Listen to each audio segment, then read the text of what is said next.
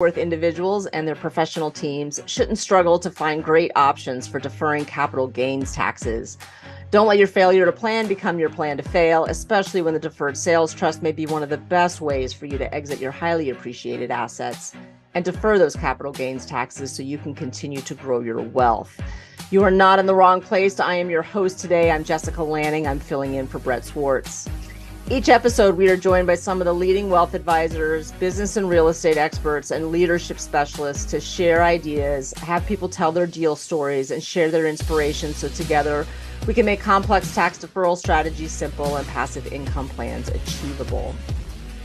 Our next guest is a healthcare professional, a real estate investor, a business owner, and on top of it all, a spouse and a parent who understands how busy life can be and how easy it is to let tasks pile up. After struggling herself to keep up with all the moving parts, she hired a virtual assistant. And after that life-changing experience, she now helps other real estate investors and business professionals do the same. Please welcome Valerie Shirah to the podcast. Welcome, Valerie. It's good to have you here. Thanks, Jessica. It's great to be here today. So please tell us a little bit more about you and your story and your current focus so that our listeners can get to know you better. Sure. So I'm from Ohio, originally from Ohio. My husband's from Alabama. Long story short, met on a missions trip. We ended up getting married. We lived in Ohio, and he was a heavy equipment operator. And you have the traditional life, you're going to save up, someday retire. Don't really think too much about it. I would say just the normal life. We were into Dave Ramsey, listening, saving, all that fun stuff. And when it was about 4 years ago, he's 35 years old, we started noticing he had a tremor in his right arm, and we couldn't figure out what was going on. We ended up, after a few months of it was getting worse, going to a couple specialists, neurologist, and found out that he actually had Parkinson's disease at 35 years old. And so it was definitely a wake-up call. It just kind of shook us awake, and it was just like we suddenly realized that dream, American dream, the whole life that we've been planning was not going to work. It was not going to work the way we had planned, because being a heavy equipment operator, you need both arms. That's your livelihood. So through that, we ended up looking at real estate. We'd heard a lot about it. I'd been listening to Bigger Pockets and all that kind of stuff, but we didn't really do anything until that point. So that was definitely something that changed our mindset as far as just relying on your W-2 and, just planning to retire someday on however that happens through your employer. And we kind of started taking things into our own hands. And that's where we started looking at how can we take control of our income through real estate or through building businesses? How can we keep that income through tax strategies and through just investments and reinvesting it, saving, all different things. We just started looking at it as, okay, we have to take control of this. And so fast forward a few years, we do real estate. We own a virtual assistance agency, and we're currently now looking to acquire some more businesses and continue investing in real estate. So that's kind of the big scoop in a short little summary. So our listeners can get to know you a little bit better too. We believe here at the Capital Gains Tax Solutions podcast that everybody comes to the planet with a special gift, a superpower, so to speak, to help other people on the planet. What's yours? Okay, so mine, it's funny. You say they're born with it. And I would definitely say, going way back to a child, I've always been able to find a who, whether that's a sibling to help with your tasks, to help you with your jobs, to collaborate and kind of work on projects together, to all the way up through now using virtual assistants. That's kind of what I consider my superpower, being able to find that who can either help you as maybe it's a mentor, maybe it's somebody that is going to help show you the way, or maybe it's an assistant who's going to be able to take those tasks that are kind of bogging you down so you can't grow. So if I had a superpower, I would say it's the ability to help, find a who. Find a who. I love that. So our topic for today's show is empowering your life with a virtual assistant or virtual assistants. I want you to talk a little bit about how you help people find a virtual assistant and what their biggest hang up is in hiring a virtual assistant. Sure. So the way that we help is we basically, if somebody comes to me and they're like, Valerie, I need help, I need a virtual assistant, I sit down with them and I say, okay, what are your goals? Because we need to know where you want to be in order to know who you need to get you there or to help you. So we go over, what your goals are, maybe some of the tasks that you want to get off of your plate. And I'll be honest, a lot of people aren't sure. They know that they need help, but they may not know the specifics of what is the best area to outsource, or, maybe even they may have an idea on different things, but they're in complete different buckets. And so we help them kind of look at those skills and say, okay, hey, you need help in underwriting and you may need a graphic designer, but those two are not going to be the same person. So we really sit down with each potential client and go over that and figure out what type of assistant they need. And then when we're done with that, we go and find that person. And, we kind of help them get started. We help train, the virtual assistant. We help train the client too, because it's a huge mindset shift from I'm going to do everything to I'm going to have someone take this off my plate. So that's kind of what we specialize in with our agency. And what do you think the pain point is that finally makes somebody get you to call, get somebody else to call you and say, hey, I need some help here? What's their pain point? You know, honestly, it's typically they've been in pain for probably 6 months, and it's Or just they longer. can't take, yeah, or longer. And they just can't take it any longer, or they're dropping the balls and on different projects, and maybe they just drop something a little bigger than they wanted to, and it's like, okay, I've got to take this seriously. I need help. For me, when we got our first virtual assistant, we were getting into real estate and we had some short-term, they're kind of like midterm rentals with the traveling nurse, medical student type housing. And at the time I was homeschooling. So I've got my kids at home, 3 kids, and then we're doing short-term rentals, purchasing properties. And my husband's still he's working full-time, trying to maximize the time he has left with the company. And it was too much. It just got to the point where I told my husband, I said, Jonathan, I can't do it. I'm so stressed out. I'm so overwhelmed. Something has got to give. But for us, we didn't have the option of backing out and just saying, forget it. We had to make it work because every year the tremor got worse. And, it's been 4 years, and this year is the first year that he's actually done. He can't go back. But we've been able to completely replace his income and then some through real estate and through businesses. And we just hit that point where we knew we couldn't take it any further, but giving up wasn't an option. And so that's typically the pain point that we see with people coming in, is just they're overwhelmed, and it's a lot of different areas, and they're just not quite sure maybe what to do with it or how to offload it, maybe piece by piece. And I have to imagine too that there's got to be a pushback on the money thing. Oh, I'm going to hire somebody. I'm going to pay them to do this. I can do it myself. How do you get them over that hump? That is definitely a mindset shift that has to happen. And it's not easy. Even growing up, my dad does construction. And a lot of times we grew up, let's do this ourselves to save money. And you can do that in all the areas, but then, you're talking about, you're going to paint, you're going to lay the block yourself. You're going to put up the foundation yourself. Every aspect, you can only build one house a year if you're going to do every little bit of it. So the amount that you're able to do is just less. But if you look at it, when outsourcing or handing off tasks, you do have a decrease in your distribution or in your income, but it's temporary. Once that person gets a hold of what you're wanting them to do and is able to actually take those tasks off you, they should always make you money. Somebody, if you're hiring and that person just cost you, then there's something wrong with the position you're trying to outsource, or maybe the value of that position. Maybe that position needs eliminated. If you're looking at tasks that don't help you generate money, something's wrong. And so when we have clients that we're looking at and they're a little bit apprehensive about that, you have to look at the tasks. Are these really important tasks that are just time consuming for you? Maybe it's social media. Maybe you're not getting leads from the stuff you're doing. So we need to look at that, make that more effective. So it's worth the money, because every person you hire should, in essence, make the business money and make you money. Or if nothing else, for me, sometimes I have my VA do things that just improve the quality of my life, and it's worth every penny. So there's that too. Yeah, I think that's the hardest thing to put a price tag on. Getting Sure. your Saturday back, getting more time with your kids.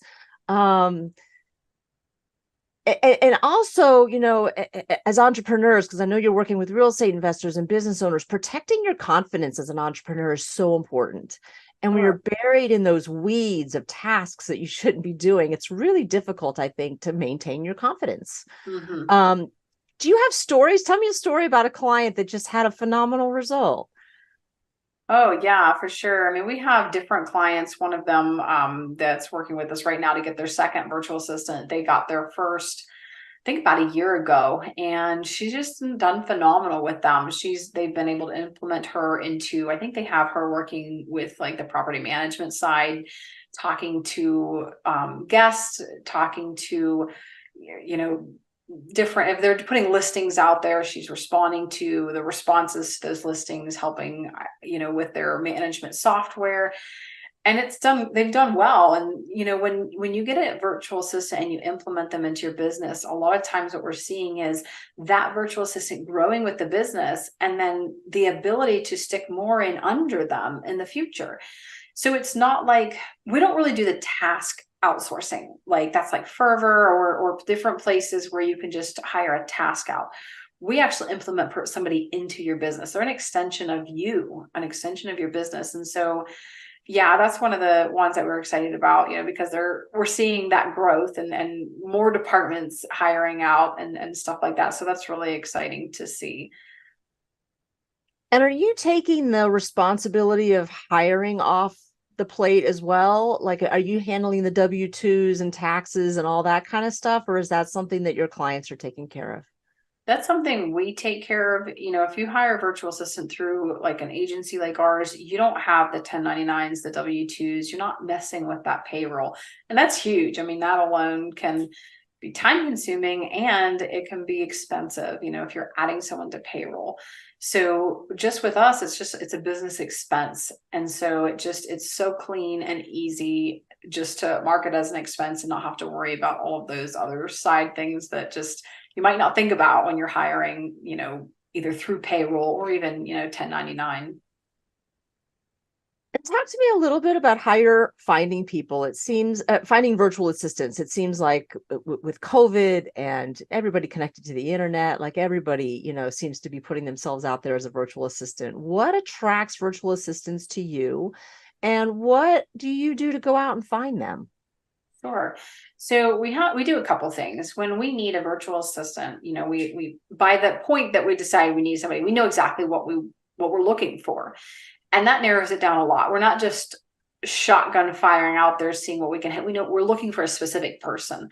So the first thing we do is we tell our virtual assistants. And as we grow, this is becoming more and more powerful because we want them to refer someone that they know and that they have confidence in, because that makes it so much easier. I mean, if you love your job, you're not going to refer somebody that's going to make you look bad. So that's our number one thing we really like to do, is to get referrals from our other VAs.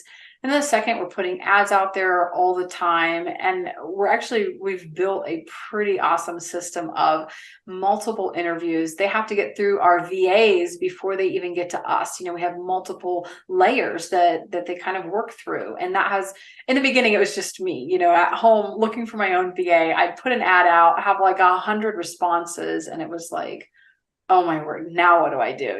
Reading through the resumes, I would pick some that look interesting. I'd email them back and never hear a word. Maybe they found another job, maybe this. And so it was just so time consuming. But with what we're doing and doing it for multiple people, we're able to scale that and make it sustainable and be able to have different layers of communicating. Are they responding back quickly, or do you hear from them and then you don't hear for 3 more weeks and then they randomly message you back? We're able to monitor all that on a larger scale than an individual just kind of looking for somebody.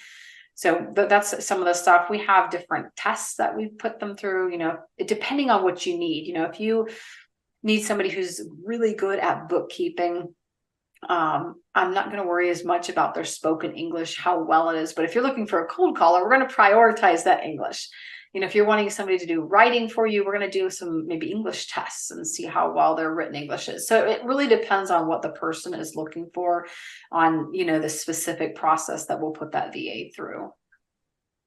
And talk to me about the expectations that you set for your clients about getting a virtual assistant, the transition period, the training. What are you preparing them to experience when they hire you? Well, I say the first month or two can be hard. Some people, depending on what you're having them do, I always preface it with that because some things are a lot easier than others. Some require a lot more training, but typically it gets harder before it gets better. And that's just because you have to take the time to show them exactly what you're looking for, what you want, gives them time to get to know your business, the big picture. And then the other thing I like to really tell them is, in order to make this successful, they have to have feedback from you. And that sounds like a no-brainer, but you would be shocked at how many people do not give their VA feedback. They just say, I didn't like it. I don't like that. It's like, well, does the VA know that you didn't like that? Well, no. Who would like it? It's like, well, they have to hear that. If it's graphics, tell them. It's more hurtful to the VA that you don't tell them than if you would just be honest and say, look, this isn't my style. I don't like the red. I don't like the shapes, and go through that with them. And then also what's really helpful is show them what you do like. They're shooting in the dark for so many different clients, who have come from, trying to get a VA on their own and haven't had success. And so sometimes that's the training that we actually have to do with the client, because there's a reason it wasn't successful. And many times it can be the VA, but many times it's actually the client not communicating and providing that feedback so that the VA can be successful and that they can really do a good job and be real specific to whatever the client is looking for. So that's definitely something that we see a lot of. I know a lot of our listeners are real estate investors as well. And I would love to get a list of tasks that virtual assistants are doing for real estate investors. What are they doing for them? Oh man. Okay. So it goes all the way from the beginning. If you're looking for properties, I've had my VAs scour online MLS listings. If you're doing multifamily, that initial contacting with brokers, helping that form that relationship, looking for wholesalers, Facebook groups, all that kind of stuff. If you're smaller or like wholesaling, we've had them entering properties into Podio and providing that initial, either like evaluation or underwriting, just to make sure the deal fits this specific criteria before you even take a look at it, because they can weed out so many things that are just a waste of time to look at. So we've had that. We have had them in our short-term rental stuff where they're messaging guests and setting up the properties and the pictures and the handbooks and all that kind of stuff. And then property management, they can do so much inside just the whole property management area. And then if you're doing admin tasks, email management, personal tasks, I have mine. Okay, let me back up for a second. The best way to figure out what they could do for you is to really look at your time. And the reason I'm saying that is I had them doing a lot of things in the business, but I still was bogged way down. I took the time to really analyze what I was doing each day. And I realized that when I was homeschooling, I was spending hours grading my kids' schoolwork. And so for me, handing that over to my VA, giving her, like putting my answer keys online, and she would just, my kids would slide their book under the camera. She would look through it and, grade it, and then let me know what areas they needed help with. That saved me hours. Whereas the little word tasks that I was giving her, yes, they were in the business, but they weren't as beneficial to me. And so I really like to tell people to look at your time as a holistic picture and not just looking at the business and ignoring maybe the elephant in the room that you just didn't think about because it wasn't in the business. So look at the big picture, and a lot of times you'll see things that you might not have noticed before. Again, along the lines, of having a lot of real estate investors that are listeners to the podcast, what's your experience with or what's your biggest hang up with the 1031 exchange or capital gains tax deferral options? Jessica, it's daunting. For me, it's overwhelming, and there's a big learning curve to it. It seems like, just something that's kind of overwhelming for me. Yeah, and that's what we work with here at Capital Gains Tax Solutions, is helping people learn all that stuff, understand their options with the 1031 exchange, all the intricacies of that, whether it's even a good option for them. I'm a financial planner. I run my own business, landingfinancial.com, and I'm always working with people to help them understand their capital gains tax deferral options, because we do the deferred sales trust here, and it's really an option. It's an awesome option if it works for them. And so if you're listening to this podcast and you want to learn more, you're welcome to reach out to me. Again, I'm Jessica Lanning at landingfinancial.com. You can also go to the capitalgainstaxsolutions.com and mention that you heard this on the podcast, and we can talk more about your capital gains tax deferral options. Okay, Valerie, you ready for the lightning round? Sure. Okay, what's your favorite book that you've read or gifted in the past year? I'm just going to go with the classic Think and Grow Rich. And it's because I'm reading it again. I've read it again. I've read it twice, and I'm on my third round. And I just feel like every time I read it, I pull more out of it, and it kind of brings to light things that I may have forgotten. So I'm going to go with the classic. I love it. But I have to ask you, are you familiar with the book Who Not How? I am. And I do love that one too. Thought for sure that's the one that you were going to say. Okay. Favorite leadership quote or theme you strive to live by?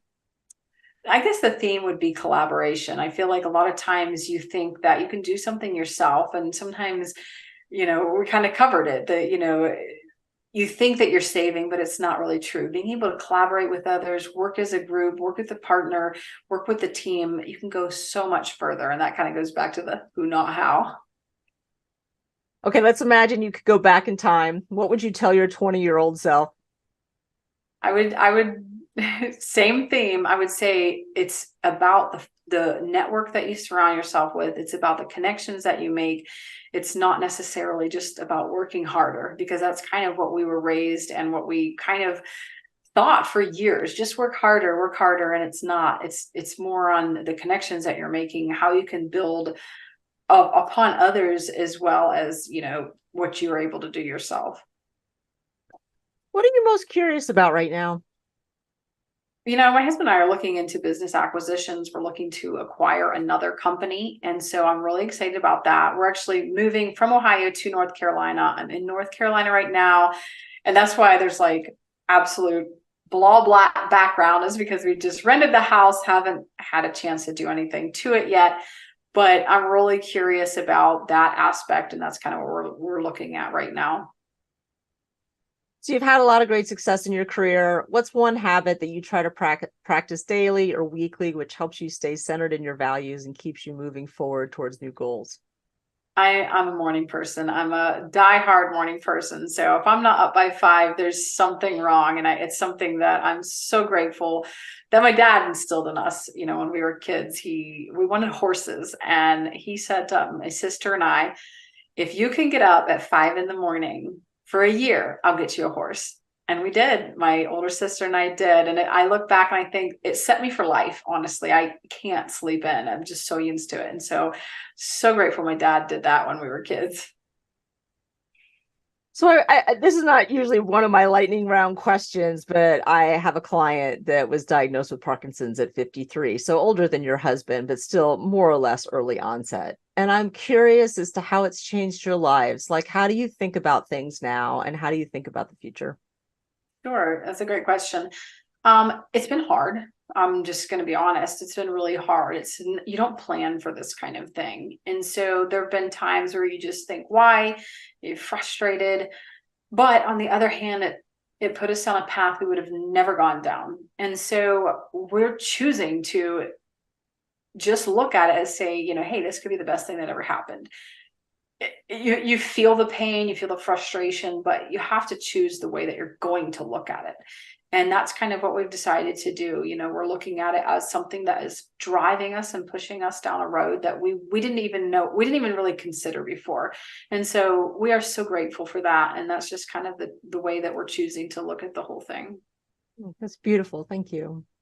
Listen, thank you so much for being on the show. I want to encourage you to keep using your gifts or strengths to be a help and a blessing to others. I love this who, not how, that you can find the who's.